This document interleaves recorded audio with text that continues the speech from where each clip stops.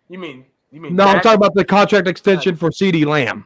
Yeah. Oh, see, he deserves it, 100%. But with his mom speaking out, does that hurt him? Yeah, because he doesn't get along with Dak, and Dak's messing up the whole thing.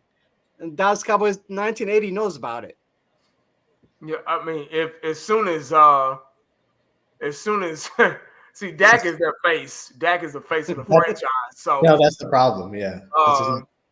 Dak is not gonna say what's wrong and what's right or what's wrong. He's the puppet. He's like, he's a puppet. He is a puppet. So if it gets out, of course it might hurt his him getting his money. I can see that happen. But I think ultimately what's going to hurt his money is because the Packers game, man. I mean, I don't know what was said to CeeDee Lamb before the game. I mean, we talked about this during the game when we did the show on fifth quarter show, but I don't know what was said to him. But I mean, you all season, you guys they've been on the same page. But then when it matters most, he's dropping routine fucking passes, and they're fighting in the middle of plays, guys. They were arguing and debating in the middle of fucking plays in the huddle.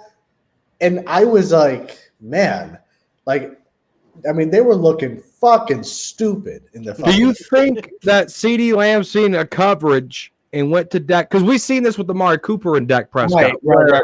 Amari Cooper was like, hey, I'm going to run this route. And Dak's like, no, run your route, right? So CeeDee Lamb was seeing coverage and he told Dak, and Dak was like, no. That happens. That makes sense, but I mean, that happens all the time. I mean, I play receiver too as well, and there are times where, as a receiver, you go back to that huddle and you say, "Hey, man, I was open. I was wide open. They're running cover two. I got a hole. I found a hole in the coverage, man, and I'm open every time. But you're not looking my way." So, with him saying, the quarterback doesn't care. Yeah, quarterback doesn't care.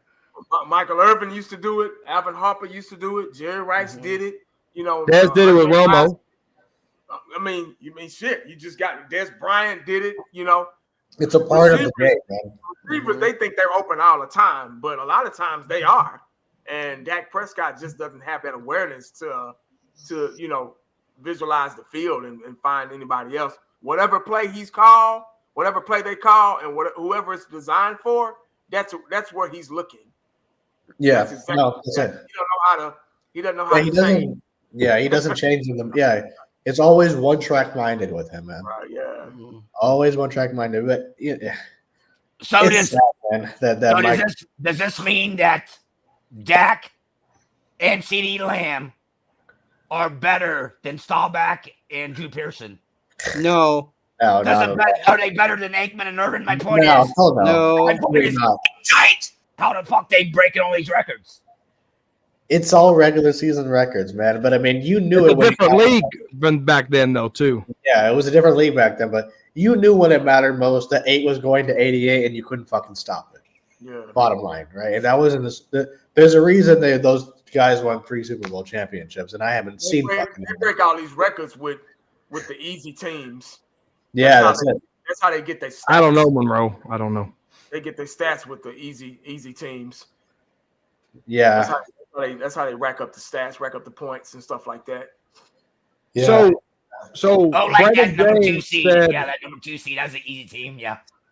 So Brandon James said. So we talked about Micah Parsons possibly getting traded, right? So one of them's going to get traded. I think it's either going to be Micah or CeeDee Lamb. Micah. He has a loud mouth. But CeeDee Lamb's mom got a loud mouth. Oh, yeah. Because she's in charge. She's a mom. Do you think CeeDee Lamb could potentially get traded? I doubt it. No. I don't think so. Let me ask you this.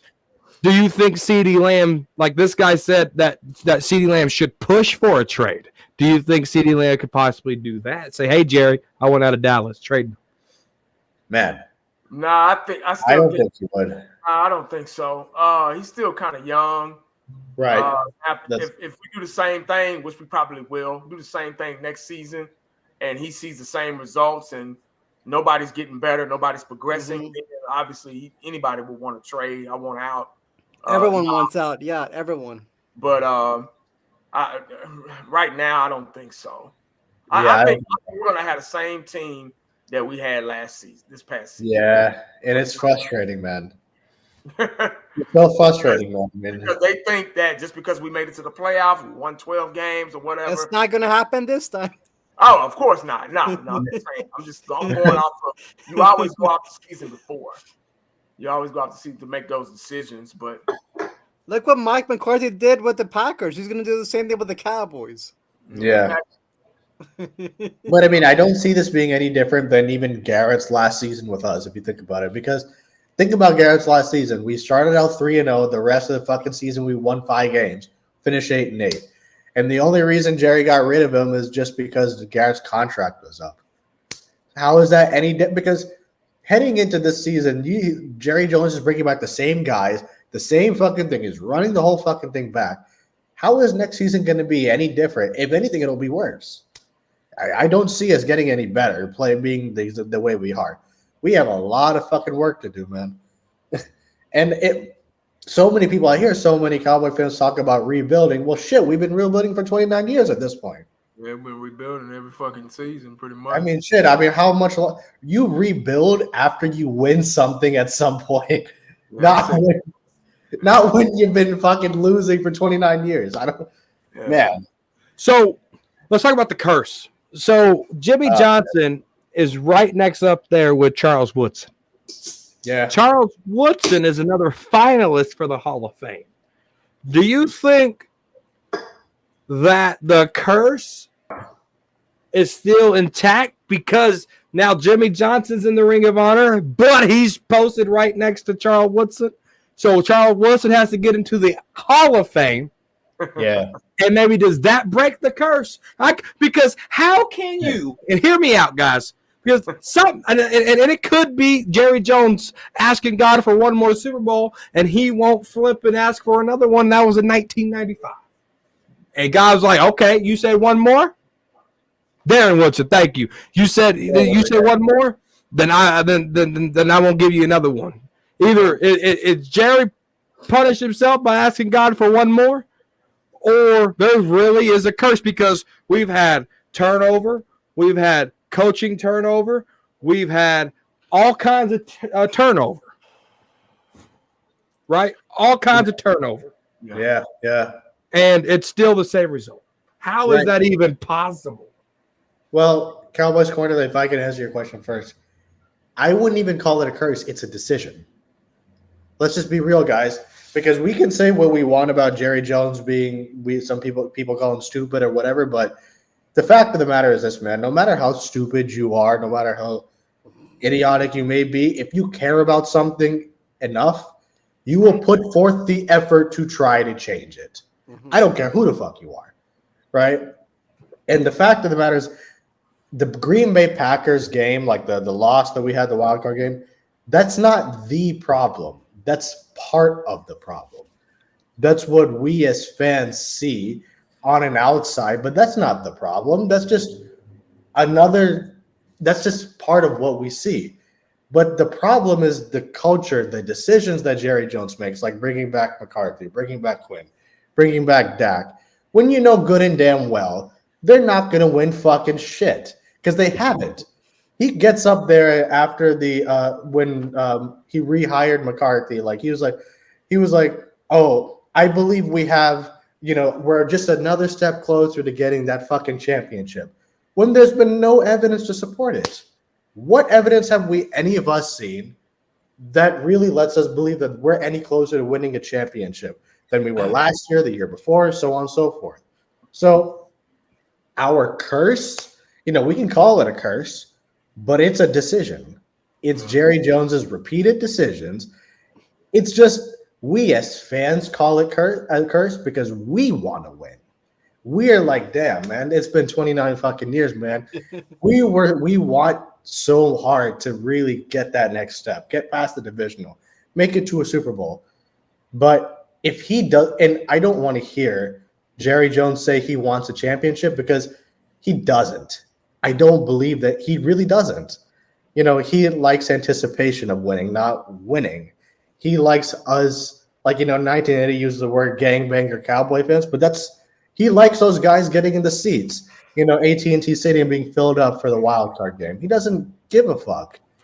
So, we can say it's a curse, or whatever the case might be, but I just don't.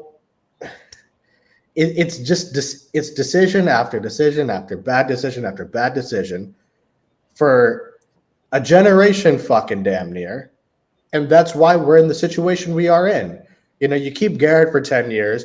You're going to keep McCarthy this year, and it's a decision, to not, get another coach, a decision to draft Dak, to pay him fucking $40+ million and now want to pay him $60 million.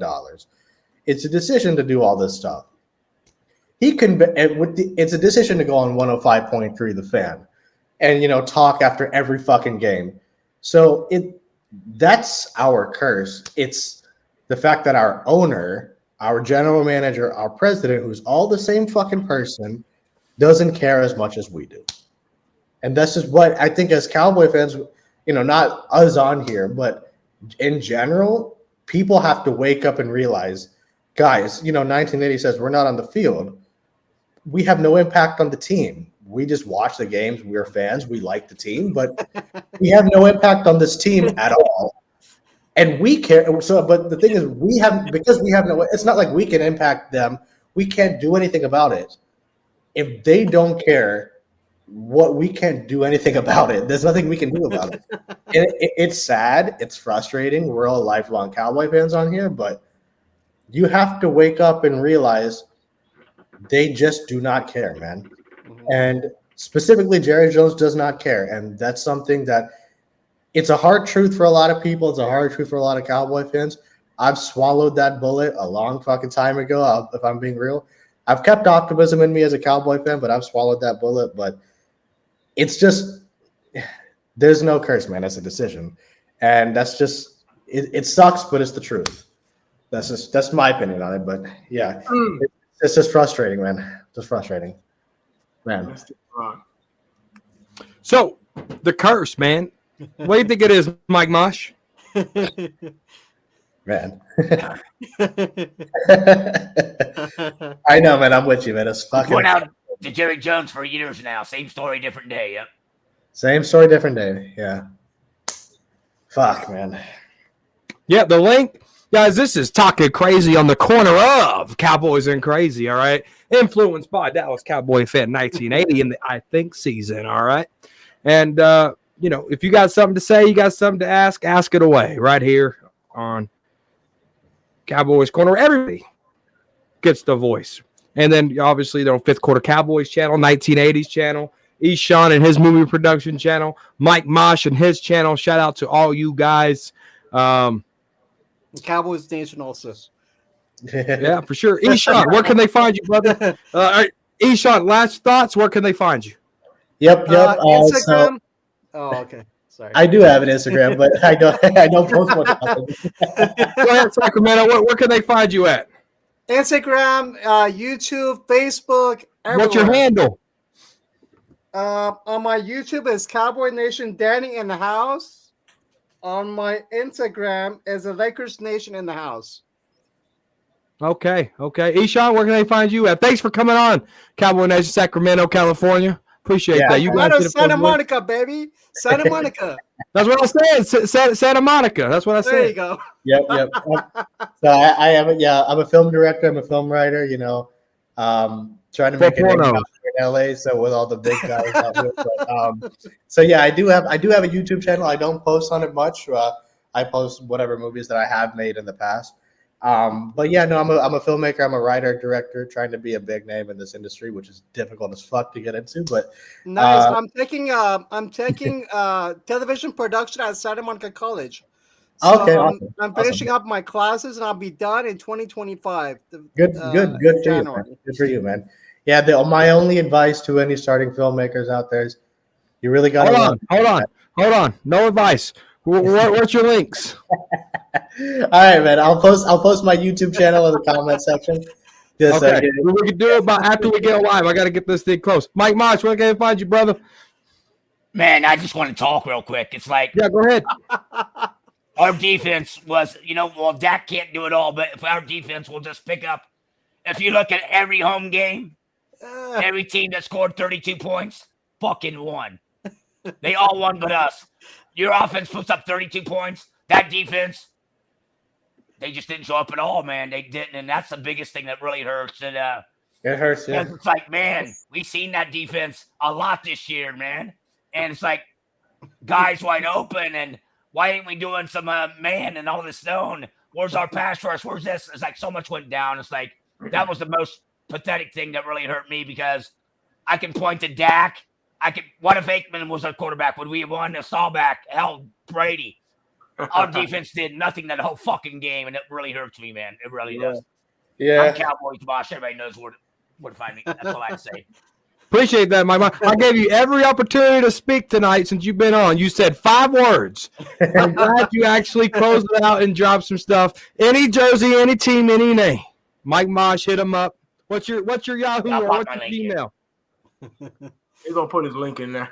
Put that link in there. 1980. What's good with you? What's good with you? Man, wow. Let's go. A long off season, man. Yeah, man.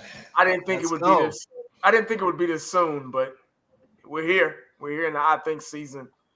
Yeah. And we got a long way to go, guys. The season ain't even over yet. We're just we still have a long way to go. our couches, and still got to try to make some type of content and keep everybody's hopes alive. I guess that's my job. As much as we hate Jerry, I think Jerry is the what was the last topic of superstitious? I think Jerry is He's the main puppet. The main puppet. Yeah, Jerry is the guy. Jerry's the bad luck. Yeah, the curse.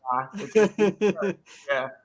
So I don't know, but we'll see. I guess we still just gotta hope. There's always hope. I think that's what's the beauty. That's the beautiful part of life is there's always that faith and there's always that hope that the players that we draft good and the players that we bring in will outplay the coaching staff. And I think that's what we're all wanting. We want somebody in here that the players will be afraid of, like Johnson used to be back in the day. We got to figure out how to establish discipline. We got to get that back before we talk about the draft, before we talk about who's coming back, who's not, who's getting money, who's not. I think discipline and consistency has to be the first thing that they have to work on this season. Discipline. Because I'm tired of leading the league in penalties. That shouldn't even be a fucking stat. But with us, it's unacceptable, man. Yeah. So, but that's all I got, man. I want to thank you for.